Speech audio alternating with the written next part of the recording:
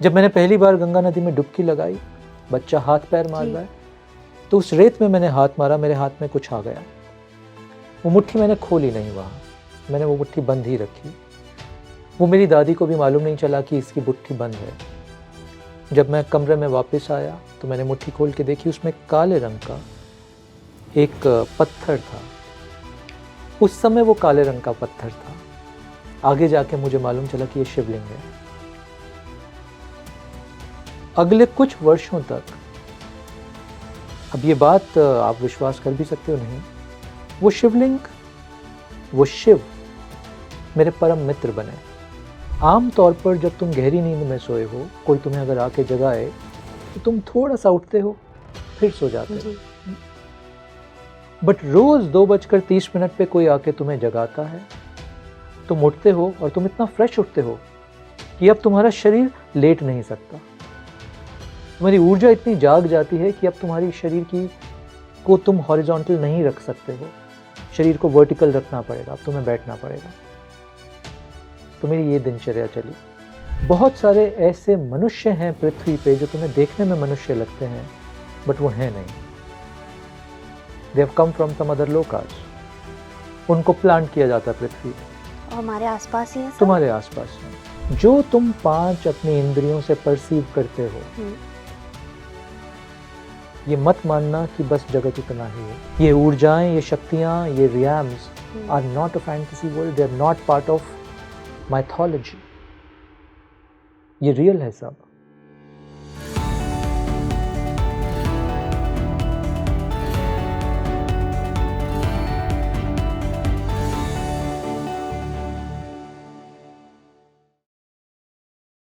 Hello, welcome to Speaking Tree. मैं हूं आपके साथ इशिका।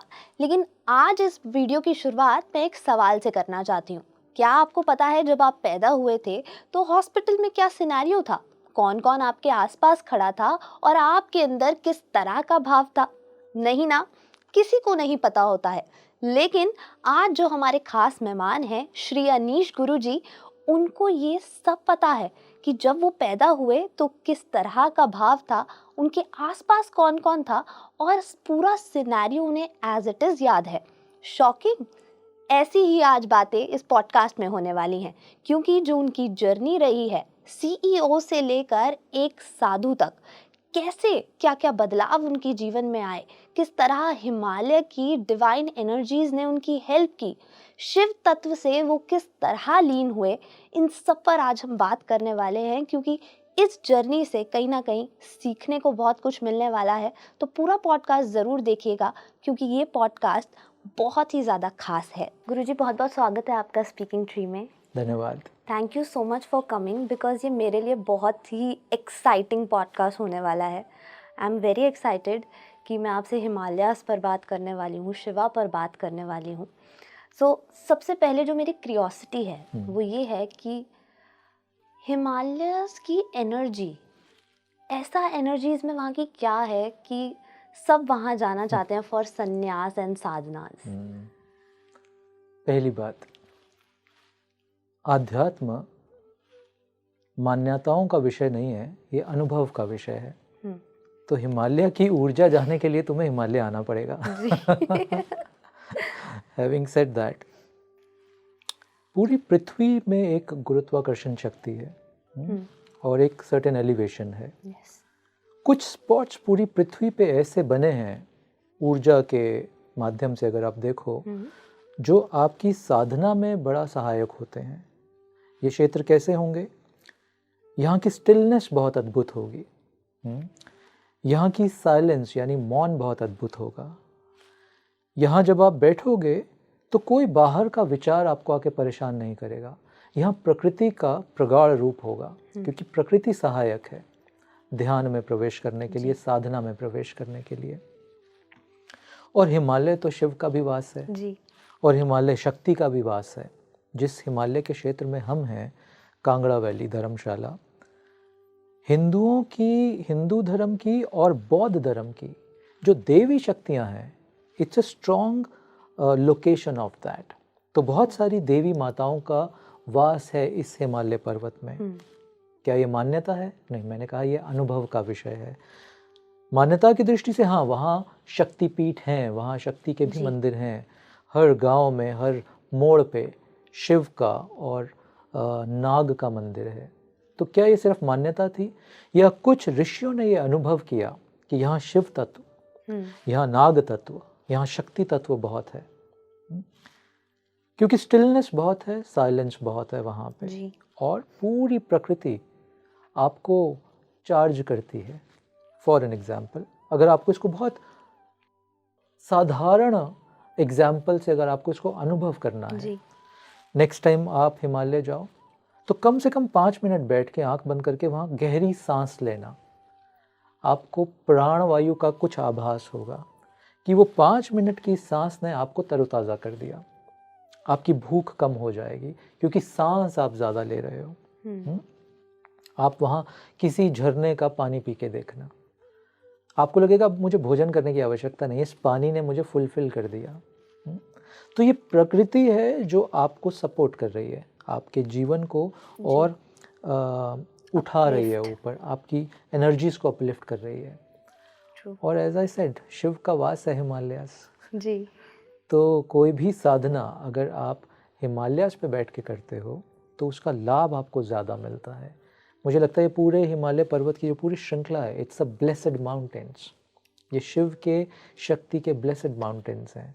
अनुभव का विषय है जी। आपको वहाँ जाके वहाँ बैठ के कुछ दिन ध्यान का अनुभव करना होगा, तो आपको उसके गूढ़ रहस्य मालूम चलेंगे। राइट।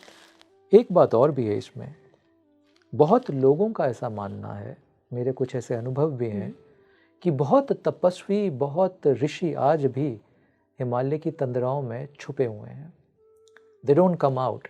आप जाके उनको मिल नहीं सकते, और अगर आप मिलोगे भी आपको वो कोई साधारण सा एक साधु जैसा दिखेगा, बट आपको शायद नहीं मालूम होगा कि ये कोई बहुत पुराने ऋषि हैं यहाँ पे।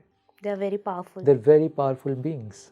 इसी तरह इसका एक और छोटा सा उदाहरण जिससे आप इस बात को और महसूस कर पाओगे, कभी भी हिमालयाज में जाना, वहाँ के कोई पुराने वृक्ष देखना, तुम्हें दिखेगा वृक्ष की जटाएं निकली हैं, तुम्हें ऐसा लगेगा कि कोई बहुत पुराने ऋषि साधु बैठे हैं इस वृक्ष के आकार में।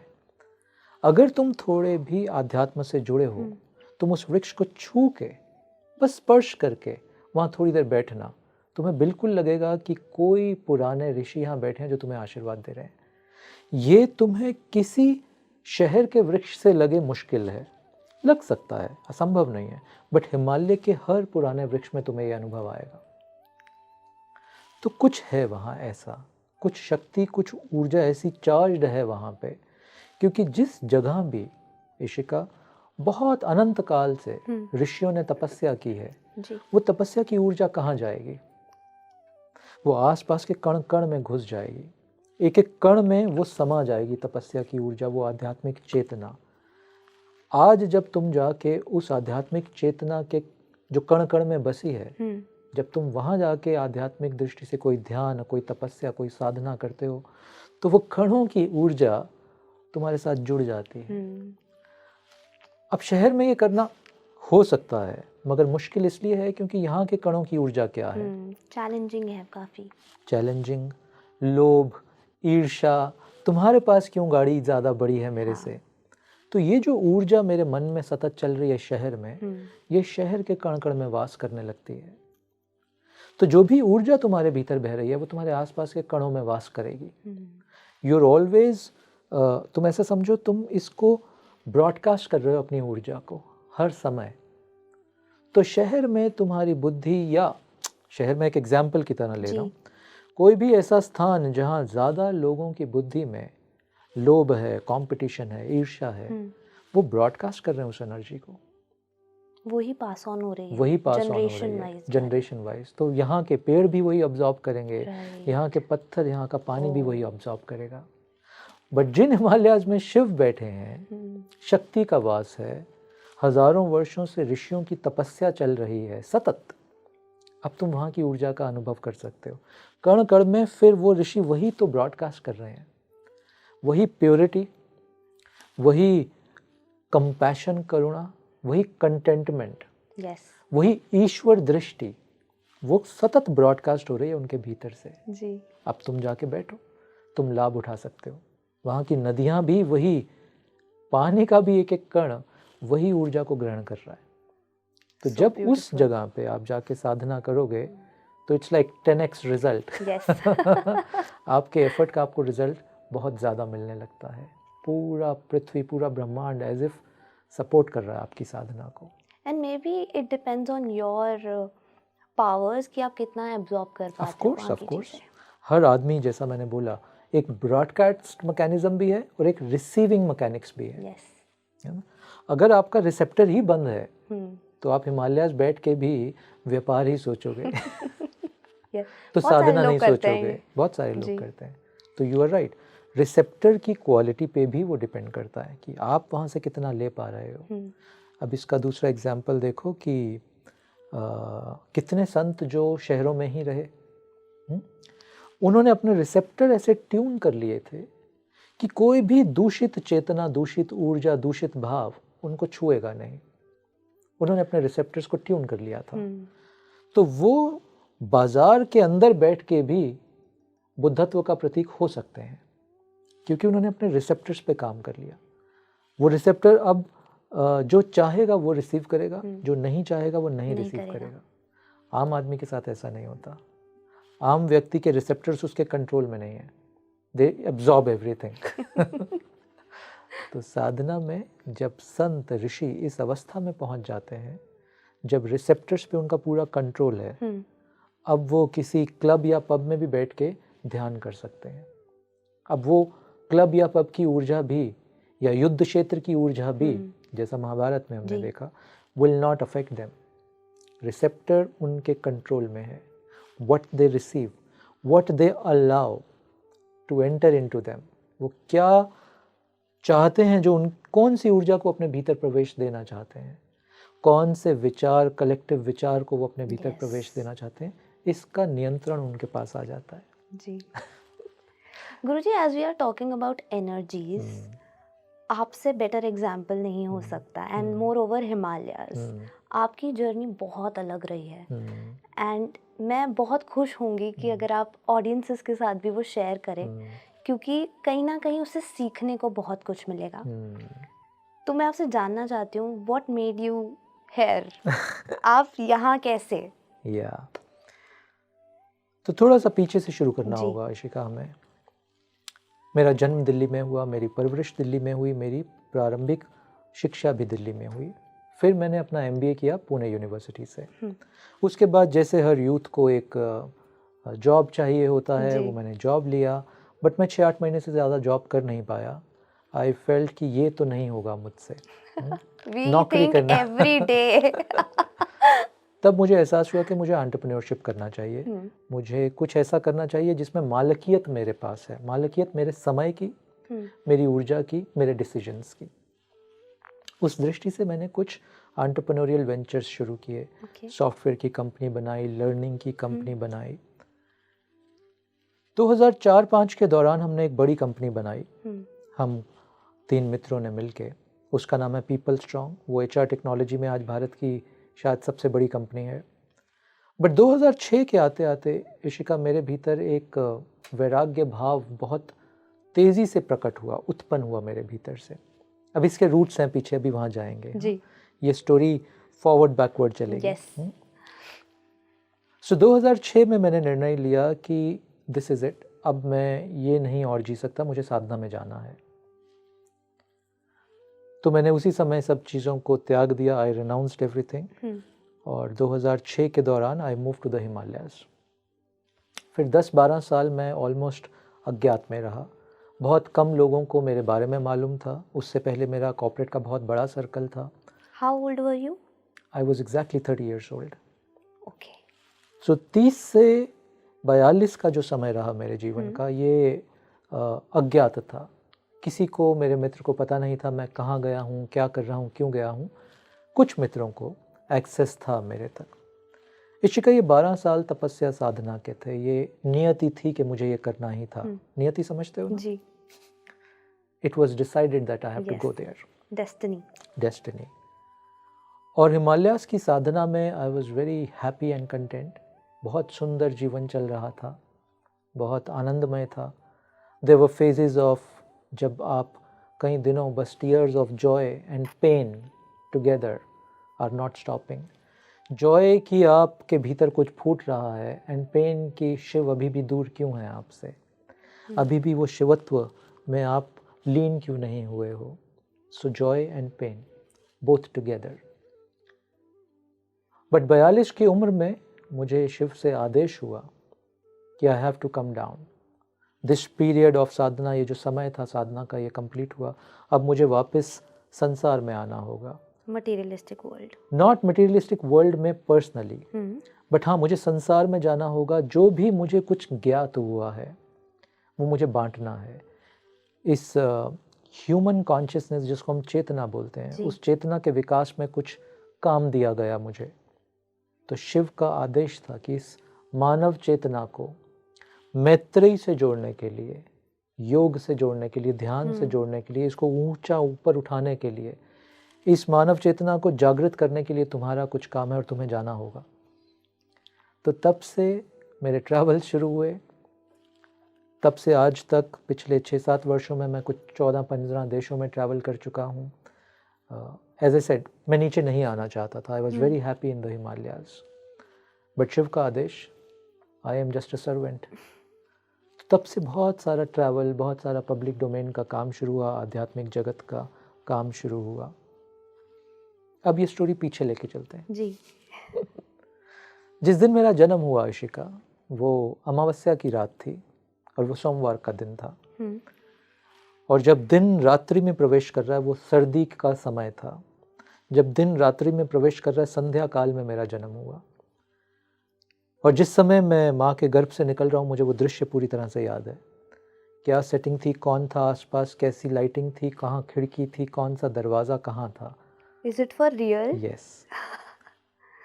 वो क्यों मुझे याद था मुझे मालूम नहीं, जो मुझे आगे जाके मालूम चला।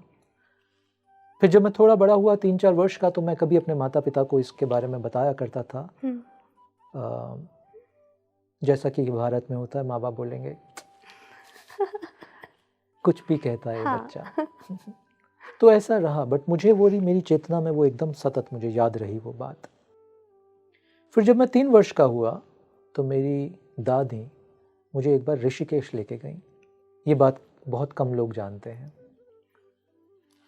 तो ऋषिकेश में गंगा नदी के किनारे जब उन्होंने गंगा नदी में डिप लिया, तो मैं 3 साल का बच्चा, उन्होंने इस बच्चे को भी गंगा नदी में डुबकी लगाई। ऑफ कोर्स पानी बहुत गहरा नहीं था। जब मैंने पहली बार गंगा नदी में डुबकी लगाई, बच्चा हाथ पैर मार रहा है, तो उस रेत में मैंने हाथ मारा, मेरे हाथ में कुछ आ गया। वो मुट्ठी मैंने खोली नहीं, वहाँ मैंने वो मुट्ठी बंद ही रखी। वो मेरी दादी को भी मालूम नहीं चला कि इसकी मुट्ठी बंद है। जब मैं कमरे में वापस आया तो मैंने मुट्ठी खोल के देखी, उसमें काले रंग का एक पत्थर था। उस समय वो काले रंग का पत्थर था। आगे जाके मुझे मालूम चला कि ये शिवलिंग है। अगले कुछ वर्षों तक, अब ये बात आप विश्वास कर भी सकते हो नहीं, वो शिवलिंग, वो शिव मेरे परम मित्र बने। आज जैसे मैं तुमसे बात कर रहा हूँ, मैं ऐसे ही उस शिवलिंग से बात किया करता था। आज जैसे तुम मुझे रिस्पॉन्ड कर रहे हो बात से, अपने शब्दों से, वह शिवलिंग मुझसे बात किया करता था। सो वो शिवलिंग, वो शिव का प्रतीक, वो शिव का रूप बिकेम माय बेस्ट फ्रेंड। उस समय जब धीरे धीरे मैं बड़ा हुआ तो मेरे बहुत कम मित्र हुआ करते थे, क्योंकि मुझे आवश्यकता नहीं थी। मेरे स्कूल की कोई प्रॉब्लम, मेरी माँ ने मुझे मगर पीटा, गुस्सा किया मेरे पिता ने मुझे, तो मेरे पास बस वो शिव थे जिनको मैं जाके ये सब अपनी बात बताता था। और शिव मुझे बताते थे कि क्यों किया ऐसा उन्होंने, as if two friends are talking to each other. ये एक शिव दीक्षा का प्रतीक था मेरे लिए। मेरे जहन में उस 3 साल की उम्र में शिव ने मुझे दीक्षित किया। मेरा पूरा व्यक्तित्व बदलने लगा। आई was a very solo child. मैं बहुत कम लोगों के साथ, कम मित्रों के साथ उठना बैठना पसंद करता था, क्योंकि आई वॉज फुलफिल्ड। और उसी दौरान इशिता मेरी बहुत सारी साधनाएं शुरू हो गई स्वतः ही। मीनिंग, अगर मैं माँ के साथ बस में कहीं जा रहा हूँ किसी रिश्तेदार के यहाँ, तो मेरी दृष्टि बस बाहर किसी अनंत को देखती रहती थी और फिर मैं अपने आप को याद दिलाता था कि तुम्हारे कोई विचार क्यों नहीं चल रहे हैं। सब तो बोलते हैं कि उनके विचार चलते हैं, उन्होंने ये सोचा, उन्होंने वैसा सोचा, तुम्हारे विचार क्यों नहीं चल रहे हैं। आप ब्लैंक होते थे उस टाइम? ब्लैंक। और मैं अक्सर, मेरी आंखें किसी एक अनंत में एक टुक देखती रहती थी, एज इफ जैसे अभी मैं तुम्हें देख रहा हूँ एक टुक, मेरी आंखें अनंत में देखती रहती थी एक टुक, और विचार शून्य हुआ करता था। अब उस विचार शून्य में मैं अपने आप को याद दिलाता था कि किसी चीज़ पे तो ध्यान दूं मैं। तो सतत मेरी प्राणायाम की साधना शुरू हो गई। तो कई मिनटों तक मैं अपनी सांस रोक लेता था। मुझे आगे जाके मालूम चला ये कुछ कुंभक के प्रयोग थे, ब्रेथ रिटेंशन या ब्रेथ कंट्रोल जिसको बोलते हैं। ये कुछ ब्रेथ कंट्रोल की, कुंभकों की साधना थी। ये मुझे आगे जाके जब मैंने कुछ पढ़ा तो मुझे मालूम चला। इसलिए ये सारी साधनाएं जो 3 साल की उम्र में शुरू हुई, ये 17 साल तक चलती रहीं। So as I said, I was a lonely child. मुझे मित्रों की आवश्यकता नहीं होती थी। मैं अपने स्वयं से ही, अपनी सांसों से ही, अपने ध्यान से ही इतना आनंदमय हुआ करता था कि मुझे किसी की ज़रूरत नहीं होती थी। तो ये सब सेल्फ लर्निंग से आया या आपके पास कोई इसको गुरु थे? सेल्फ लर्निंग नहीं बोलेंगे, क्योंकि सेल्फ लर्निंग जो मैंने खुद सीखा, गुरु लर्निंग जो किसी गुरु ने सिखाया, मुझे लगता है ये शिव का आशीर्वाद था। इसमें मेरा कोई रोल ही नहीं था। ऐसा मानो कि तुम्हें इनिशिएट किया जा रहा है किसी चीज़ में जो स्वतः तुम्हारे अंदर से फूट रहा है, और तुम्हारा अब एक ही कार्य है, you just continue doing that. वो इंटेंशनली नहीं हो रहा था? कुछ मतलब? इंटेंशनली नहीं था। Nothing was intentional. तो मैं साधु सन्यासी नहीं था, ऋषि नहीं था कि मैं इंटेंशनली साधना कर रहा हूँ। ये 3 साल से जो 17 साल तक की साधनाएं रहीं, ये इंटेंशनल नहीं थी। ये हो रही थी, या बोलें कि करवाई जा रही थी। क्यों करवाई जा रही थी उसका मुझे नहीं मालूम, बट ये हो रही थी मेरे साथ। बट यूजुअली जो हम देखते हैं उस टीनेज में जो बच्चे होते हैं बहुत डिस्टर्ब्ड रहते हैं, बहुत ज़्यादा अनोइंग हो जाते हैं, एग्रेसिव हो जाते हैं। सो आपका नेचर उस टाइम कैसा रहता था, क्योंकि आप तो इन चीज़ों में थे? करेक्ट। तो 3 से 17 साल तक आई वॉज वेरी क्वाइट। ओके। मैं बहुत कम बात करता था और मैं बहुत इनवर्डली ड्रॉन रहता था। ओके। तो अगर तुम उस समय मुझे देखोगी, या जो भी लोग मुझे उस समय देखते थे, तो बोलते थे हंसमुख नहीं है बच्चा, ये किसी से बात नहीं करता, ये क्यों अलग ही बैठा रहता है। कोई लोग ऐसा भी बोलते थे, ये उदास रहता है क्या। हाँ, एक सनातन परंपरा में एक शब्द है उदासीन, उदासीन। हाँ, उदासी मतलब नॉट सॉरोफुल, उदासी मतलब उदासीन, जो स्वयं में स्थित है उसको उदासीन बोलते हैं। आसन मतलब बैठना, जो स्वयं के भीतर बैठा हुआ है।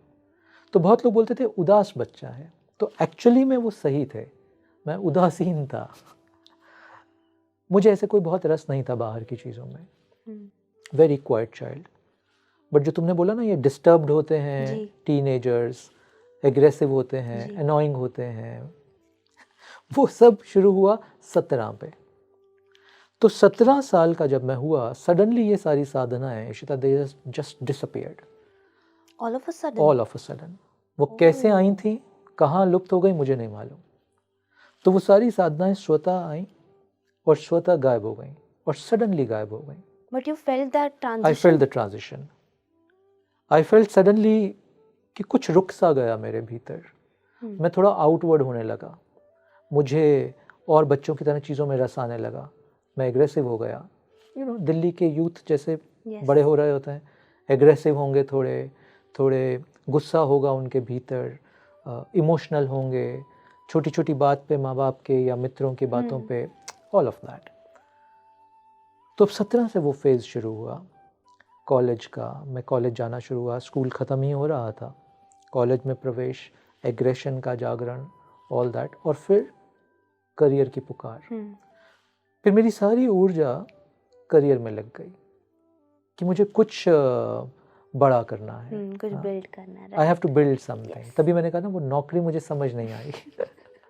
एंटरप्रेन्योरियल जर्नी शायद इसलिए शुरू हुई, that I have to create something large. अब ये भी अद्भुत बात है कि जो 17 में छूटी साधना, वो बहुत प्रगाढ़ता से 10 साल के बाद लौट के आ गई। So when I was 27, वो सारी साधना वैराग्य भाव के रूप में बहुत प्रगाढ़ता से आई।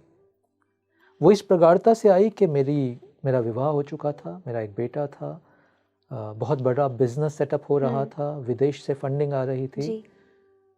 बहुत सम्मान मिल रहा था मुझे। आई वॉज अ गुड स्पीकर, तो मुझे बहुत बड़े बड़े फोरम्स में बुलाया जाता था बात करने के लिए, मैनेजमेंट के विषयों पे, टेक्नोलॉजी के विषयों पे। इकोनॉमिक टाइम्स जैसे न्यूज़पेपर मुझे कवर कर रहे थे, मैगजीन्स कवर कर रहे थे।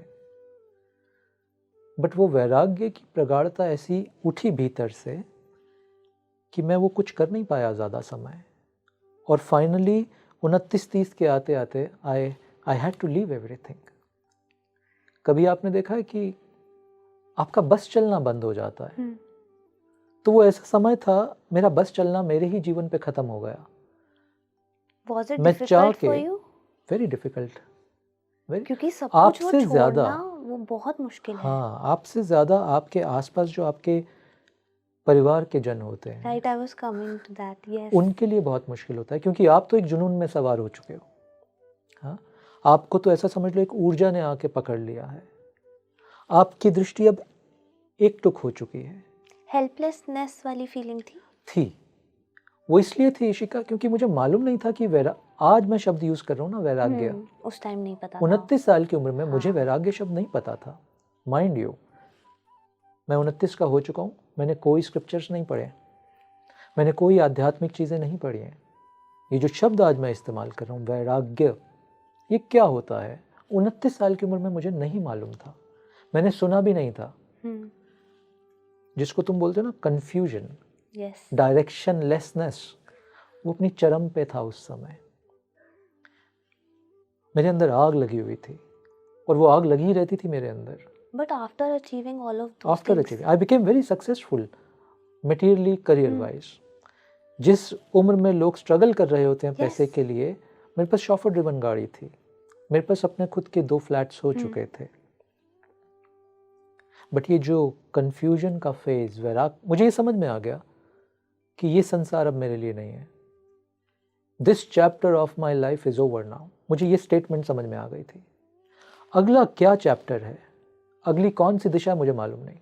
इमेजिन करो, ट्रांजिशन के टाइम में क्लियरली आपको समझ आ गया था कि this is not for you. Yes, but ये पेनफुल स्थिति है इशिका, क्योंकि आपको समझ में आ गया ये आपके लिए नहीं है, ये खत्म हो गया।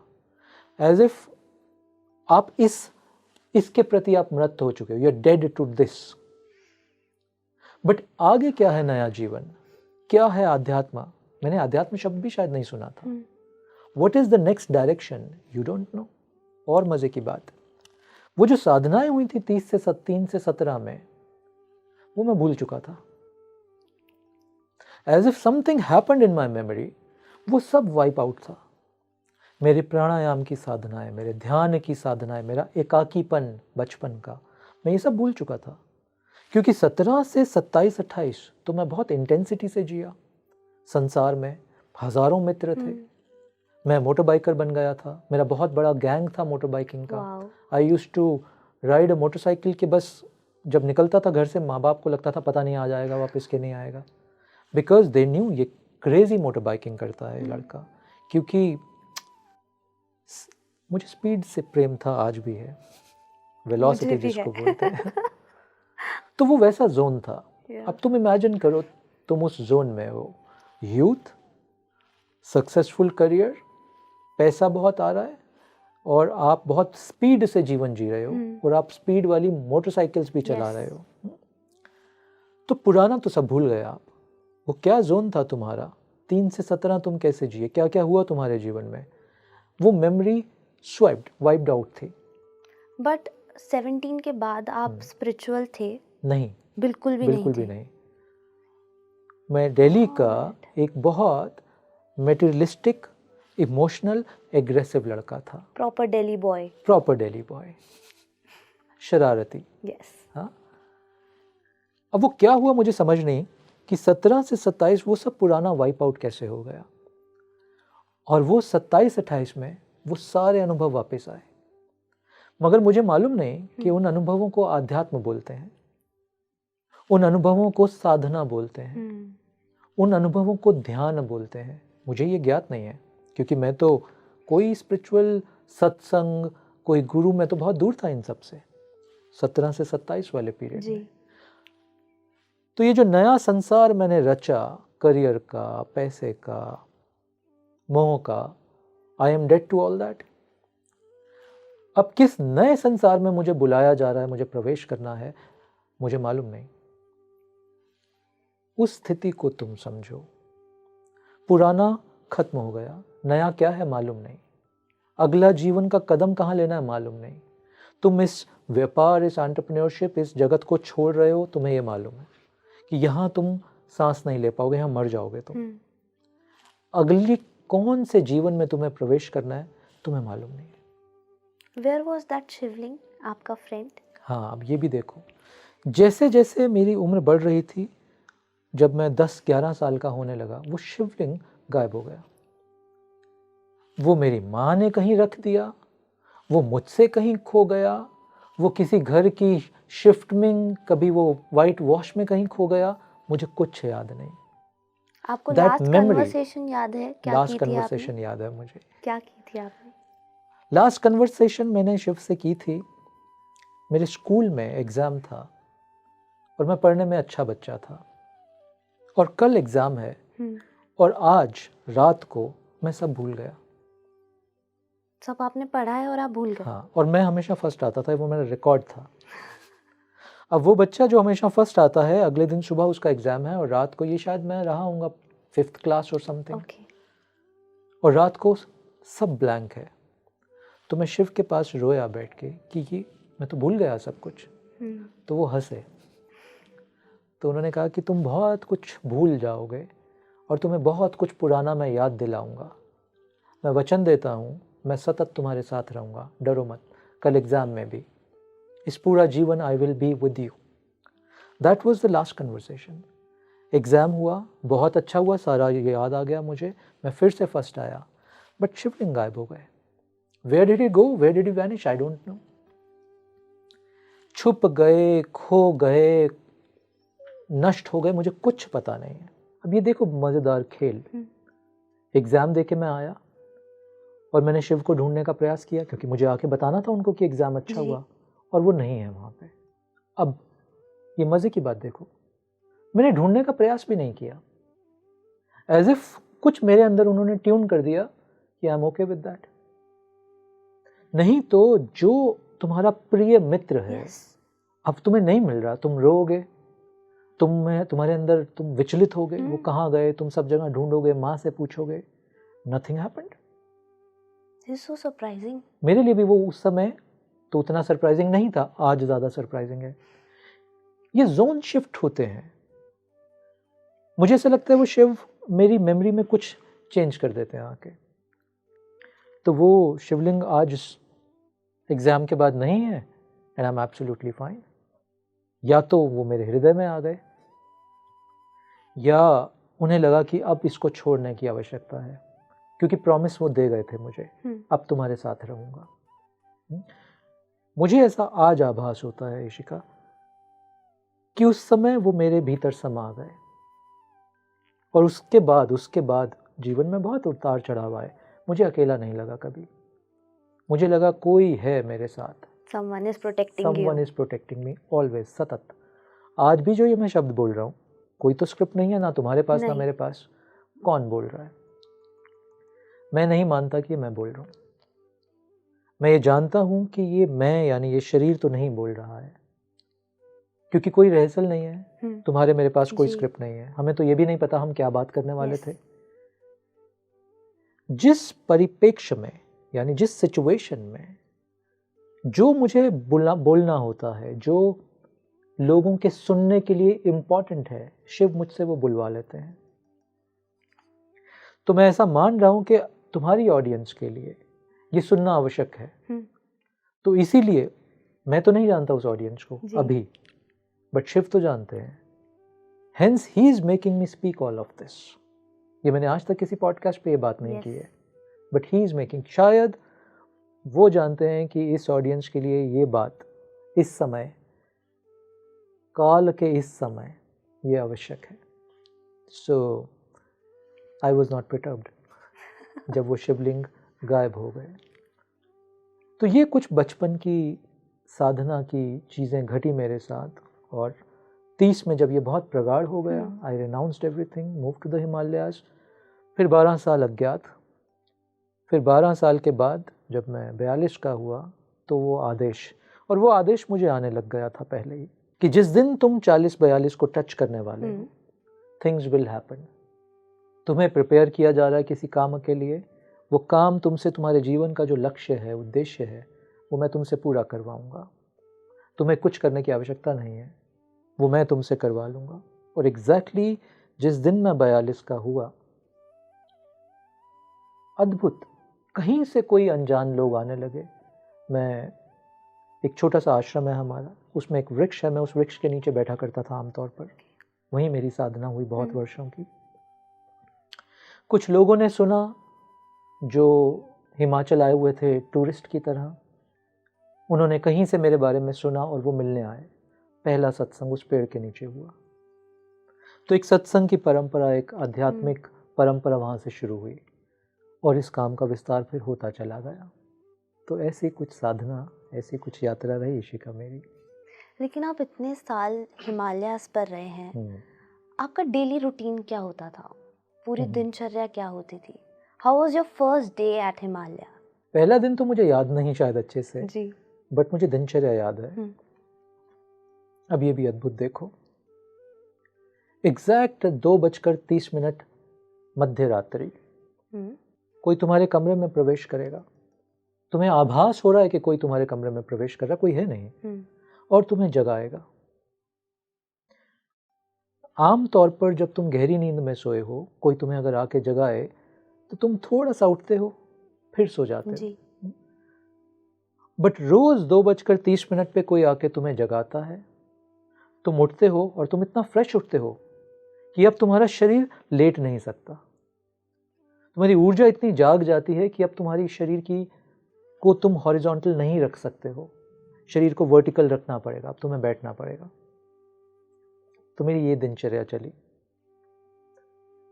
मैंने आज तक अलार्म नहीं लगाया, बट वह कोई मुझे आके जगाता रहा। ये डरावना नहीं था? नहीं डरावना था, क्योंकि देखो, तुम्हें ऊर्जा थोड़ी समझ में आने लगती है। तुम्हें लगता है कोई अपना सा रूम में प्रवेश किया है। ऐसा समझो तुम रात को अपने रूम में सो रहे हो, अगर तुम्हारा कोई प्रियजन, तुम्हारे माता पिता, भाई बहन, कोई तुम्हारे रूम में आता, तुम्हें डर नहीं लगता। कोई तुम्हारे अंदर का तत्व है जिसको पता होता है अपना ही कोई आके उठा रहा है, सेफ है हम यहाँ, आई एम सेफ हियर। किसी दिन कोई इंट्रूडर आ जाए घर में और वो तुम्हारे कमरे में प्रवेश करे तो एनर्जेटिकली तुम एकदम डर के उठोगे उस दिन। करेक्ट? ऐसा होता है। कभी सपना देखते हो, बुरा सपना है, तुम डर के उठते हो। अच्छा सपना है, तुम एकदम अच्छे सुंदर फ्रेश उठते हो। ऊर्जा ऐसे काम करती है। तो डर नहीं था बिल्कुल, बिकॉज आई न्यू कि ये कोई बहुत मेरा अपना प्यारा आके मुझे उठा रहा है। तो 2:30 पे मेरी जाग खुलाई जाती थी, फिर 4:30 तक मुझे बिठाया जाता था, that now I can not lie down. तो वो बहुत गहरी साधना का समय था। ये मुझे बाद में आके मालूम चला कि इसको ब्रह्म मुहूर्त बोला जाता है। एक और मज़े की बात हुई शिखा, इस पूरे दौरान शिव ने मुझे आदेश दिया था अलग अलग रूपों में, that you will not read anything, तुम कोई स्क्रिप्चर नहीं पढ़ोगे। बट उसके बिना साधना और ये सब कैसे पॉसिबल है? असंभव सा लगता है ना, असंभव सा लगता है। बट एक्चुअली तब मैंने जाना कि साधना में स्क्रिप्चर्स का एक रोल है, मगर अगर तुम्हारे गुरु तुम्हारे साथ हैं, और मेरे गुरु आदि गुरु शिव जी, अगर वो तुम्हारे साथ हैं तो तुम्हें किसी और चीज़ की आवश्यकता नहीं है। फिर आगे चल के मेरे आदि गुरु ने ही मुझे बहुत सारे और अशरीरी गुरुओं से भी मिलवाया, उसकी बात आगे करेंगे, दिनचर्या पे भी है जी। तो 4:30-5 तक मैं बैठूंगा, उसके बाद मैं उठ के कुछ, मुझे चलने का बहुत शौक था और आज भी है, फिर मैं पहाड़ों पे कहीं बहुत लंबा 1-2 घंटे के लिए चलने चला जाऊंगा, और फिर दिन की एक प्रक्रिया शुरू होगी, आप तैयार हो गए, वो सब जो एक यूजुअल प्रैक्टिस होती है, और फिर अगेन मैं बस बैठ जाऊंगा। फिर मैं अगले कुछ और घंटों तक बैठा रहूँगा, बट अब मैं ध्यान में नहीं बैठा, जिसको हम ट्रेडिशनली ध्यान मानते हैं।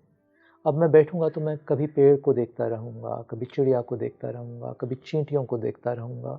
ये सब ने मुझे जो जो सिखाया मैं बयान नहीं कर सकता तुम्हें।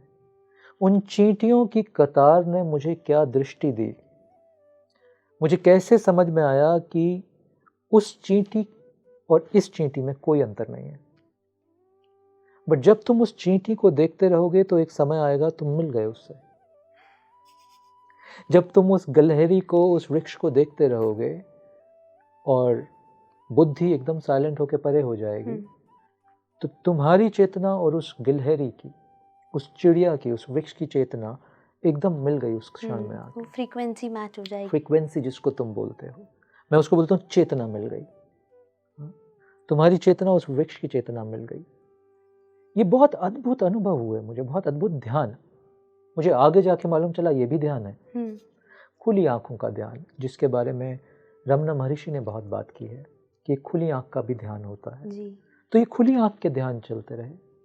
फिर शाम को मैं कुछ प्राणायाम करूँगा, कुछ योग करूँगा और फिर एक बहुत 2 घंटे लंबी वॉक पे जाऊँगा और फिर आऊँगा, अपना जो भी भोजन करना है करके फिर सोने का समय हो जाएगा, क्योंकि फिर कोई आके अगले दिन सुबह फिर 2:30 पे मुझे उठाने वाला है। तो ऐसा मोटे तौर पे ऐसी दिनचर्या रही मेरी उस समय। गुरुजी, आपको क्या लगता है, क्या ये आपकी पास्ट लाइफ कनेक्शंस की वजह से हो रहा है सिर्फ, या कुछ और रीजन है? ऑफ कोर्स इसमें 2-3 पहलू हैं। अब जो कुछ मैं चीज़ें बोलने वाला हूँ ये कंट्रोवर्शियल भी हो सकती हैं।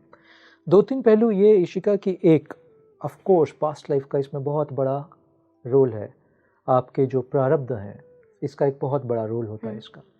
दूसरा, बहुत सारे ऐसे मनुष्य हैं पृथ्वी पे जो तुम्हें देखने में मनुष्य लगते हैं बट वो हैं नहीं। They have come from some other लोकास। उनको प्लांट किया जाता है पृथ्वी पे और हमारे आसपास ही है सब। तुम्हारे आसपास हैं। मैं इस बात को फिर से दोहराता हूँ, इसको समझ लो। तुम्हारे आसपास बहुत सारे ऐसी एलिवेटेड कॉन्शियसनेस चेतनाएं हैं जो मनुष्य के शरीर में हैं, बट वो मनुष्य लोक से नहीं है, वो पृथ्वी लोक से नहीं है।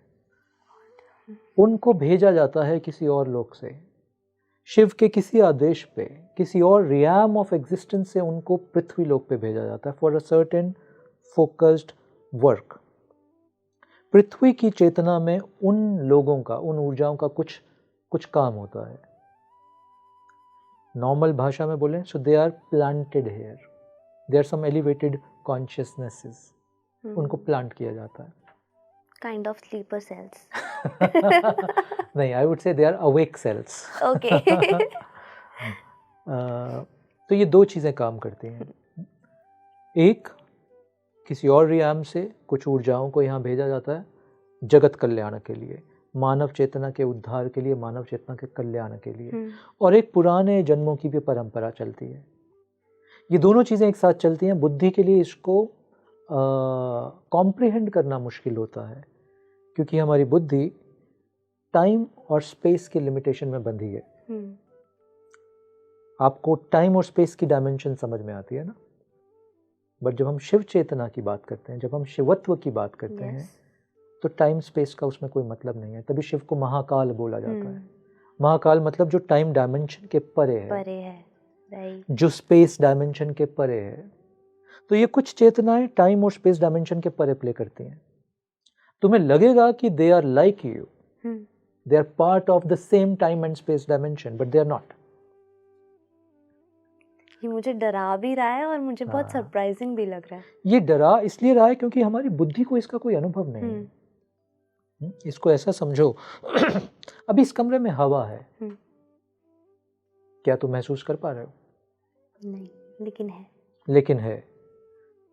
तुम थोड़ा सटल हो जाओगे अगर, और तो तुम कहोगे हाँ मैं महसूस कर पा रही हूँ सांस के थ्रू जी।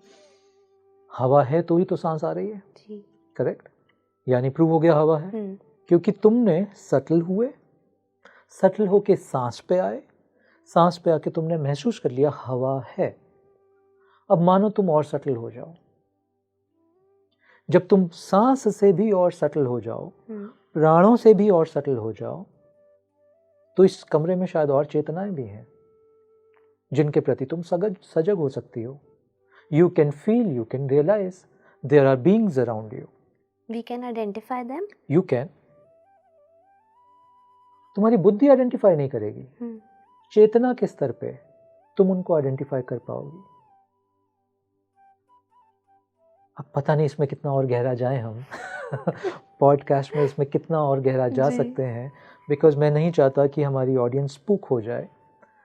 बट कहने का भाव सिर्फ ये है इसमें इशिका की जो तुम 5 अपनी इंद्रियों से परसीव करते हो, ये मत मानना कि बस जगत उतना ही है. छोटा सा साइंस का इसका एग्जाम्पल देता हूं. साउंड तुम्हारा कान 20 हर्ट्ज से 20,000 हर्ट्ज तक सुन सकता है, करेक्ट? बट उसके पीछे भी साउंड वेव्स हैं, साउंड फ्रीक्वेंसीज हैं जो 20 से नीचे हैं और 20,000 से ऊपर हैं. सोनिक साउंड्स तुम्हारा कान तो नहीं सुन सकता. नहीं. बट क्या साउंड्स वो हैं या नहीं है? है. तुम्हारी कान की श्रवण इंद्री उसको नहीं ग्रहण कर सकती. डज नॉट मीन कि वो साउंड एग्जिस्ट नहीं करती है, राइट? इंफ्रारेड तुम्हारी आंख की एक क्षमता है, तुम उतना ही देख सकते हो, बट उसके पीछे भी और लाइट है और उसके आगे भी और लाइट है जो तुम्हारी रेंज के परे है. तुम देख नहीं सकते आंख से, बट इंफ्रारेड, अल्ट्रारेड, ये सारी फ्रीक्वेंसीज एग्जिस्ट करती हैं, करेक्ट? तुम नकार तो नहीं सकते. नहीं. तो तुम ये कैसे नकार सकते हो कि इस समय इस कमरे में और बीइंग्स नहीं है? How can you deny that? अगर तुम अपनी परसेप्शन को 5 सेंसेस के बियॉन्ड ले जाओ, छठी इंद्री, यस, थर्ड आई, पीनियल ग्लैंड, अभी आएंगे उस पे. अगर तुम अपनी परसेप्शन को छठे पे ले आओ तो तुम 5 इंद्रियों के बियॉन्ड के जगत को परसीव कर पाओगे. तो तुम काल और स्थान के बियॉन्ड परसीव कर पाओगे. अभी ये जो तुम्हारा भौतिक शरीर है जो 5 तत्वों से बना है, तुम हो क्या बेसिकली? तुम 5 तत्वों से बना ये शरीर हो, राइट? और तुम 3 गुणों के अधीन हो, रजस, तमस, सत्व, करेक्ट जी. ये हमारी बाउंड्री है. ये हमारे शरीर और मन की बाउंड्री है, राइट? अगर तुम इस बाउंड्री के पार जाने लगो, 5 तत्व यानी 5 सेंसेस भी हैं, अगर तुम छठे पे आने लगो तो तुम इस बाउंड्री के बियॉन्ड चले जाओगे. Logically make sense? Yes, definitely. जैसे तुम इस बाउंड्री के बाहर गए तो तुम समय और स्थान की सीमा को लांघ जाओगे. यानी तुम यहां हो के भी कहीं और का कुछ अनुभव कर सकते हो. तुम इस स्थान की और इस समय की सीमा को लांघ गए. लिमिटेशंस आपकी रही नहीं, कुछ लिमिटेशंस नहीं रही. और अब क्वांटम फिजिक्स भी ये बात प्रूव कर रही है कि एक एटम एक समय पे मल्टीपल जगहों पे पाया जा रहा है. सुना तुमने क्वांटम फील्ड का ये रिसर्च? ये कैसे संभव है कि एक एटम इस समय यहाँ भी है, वहाँ भी है, वहाँ भी है, वहाँ भी है? How is it possible? क्योंकि वो एटम में पॉसिबिलिटी है स्थान और काल की सीमा को लांघ जाने की. Are you understanding what I am saying? Yes. ये शिवत्व है. तुम इन सीमाओं को लांघ सकते हो अगर चाहो तो. प्रश्न ये है, क्यों लांघना चाहोगे? सिर्फ अनुभव के लिए या किसी दैविक कार्य के लिए? मेरा ऐसा मानना है कि अध्यात्म में we should not pursue this. हमें ये परस्यू नहीं करना चाहिए अनुभव के स्तर पे, सिद्धि के स्तर पर. ये फिर गहरा खड्डा बन जाता है. अध्यात्म में आज हम बहुत सारे लोग रहस्य यानी मिस्टिसिज्म और ओकल्ट से प्रभावित हो रहे हैं. My question is why? ये मिस्टिसिज्म या ओकल्ट तुम्हें क्या देगा, बताओ मुझे. What will it give you? But fantasies कहीं ना कहीं वो क्रिएट कर रहा है लोगों में. ये तुम्हारे जीवन को कैसे और सकारात्मक बनाएगा, पॉजिटिव बनाएगा? कैसे? इससे तुम्हारा चरित्र कैसे पॉजिटिव बनेगा? इससे तुम्हारा व्यवहार कैसे पॉजिटिव बनेगा? इससे तुम जगत कल्याण के लिए कैसे और करुणामयी बन पाओगे? मैत्री योग को अपने भीतर जन्म दे पाओगे क्या? क्योंकि हमारे लिए तो ये एक फैंटेसी वर्ल्ड है. आध्यात्म is not a fantasy world.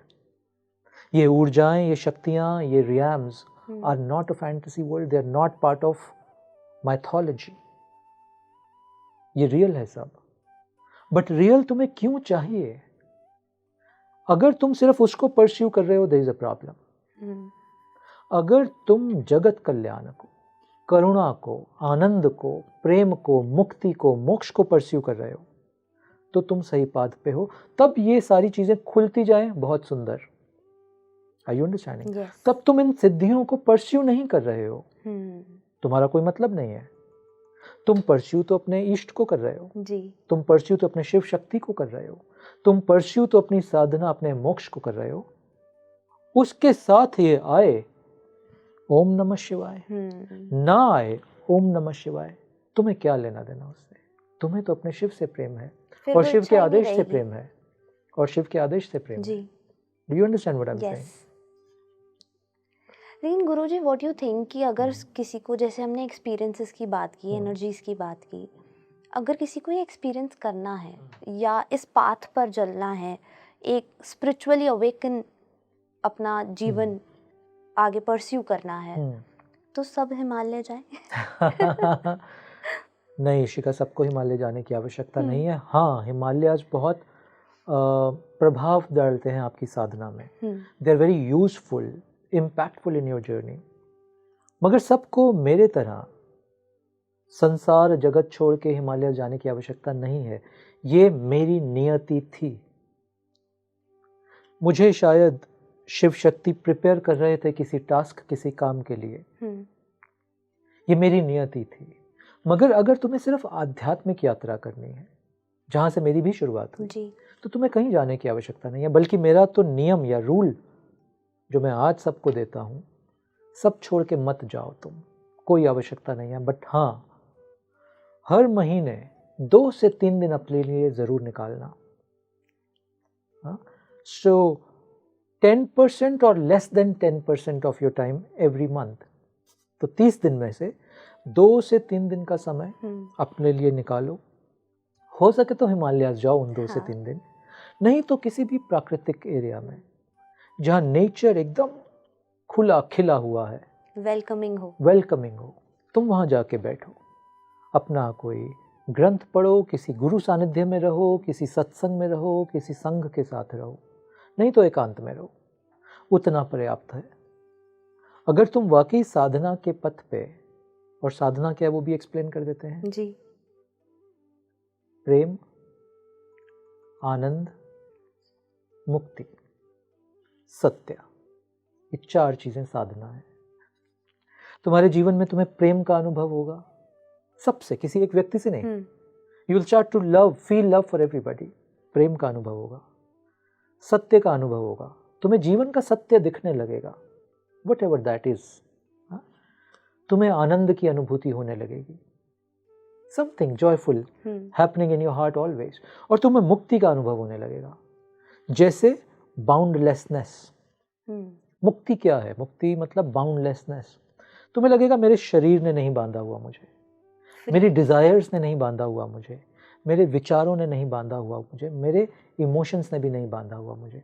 इन सब की पकड़ तुमसे धीरे धीरे धीरे मुक्त होने लगेगी। You feel free, you start to feel free. Imagine if you are not bound by your thoughts, what a world that will be. क्या वो तुम्हारा स्पेस होगा जब तुम्हारे मस्तिष्क ने, तुम्हारी थॉट्स ने तुम पे कब्जा नहीं किया होगा। But it's very difficult, very difficult. Formula भी दे रहा हूँ मैं साथ में। तुम 30 दिन, 2 से 3 दिन का समय अपने लिए निकालो, और ऐसे किसी क्षेत्र में, किसी ऊर्जा के क्षेत्र में जाओ। तो ये जो आज तुम्हें मुश्किल लग रहा है, ये बहुत सहज आसान लगने लगेगा। बट इतना प्रयास करो। तो सब छोड़ के जाने की आवश्यकता नहीं। 2 से 3 दिन हर महीने सफिशिएंट है तुम्हें साधना के पथ पे गहरे जाने के लिए, तुम्हें प्रेम के पथ पे गहरे जाने के लिए, इतना सफिशिएंट है। But Guruji, what you think, बहुत सारे ऐसे लोग हैं जिनसे हम मिले हैं, मैं पर्सनली मिली हूँ, उनका ये कहना होता है कि आपको मटेरियलिस्टिक वर्ल्ड, परिवार, रिलेशनशिप्स, ये सब छोड़ना पड़ेगा to meet that divine energy. एकदम गलत। मैं अभी एकदम काटता हूँ इस बात को, बिल्कुल गलत। क्योंकि अब मजा देखो,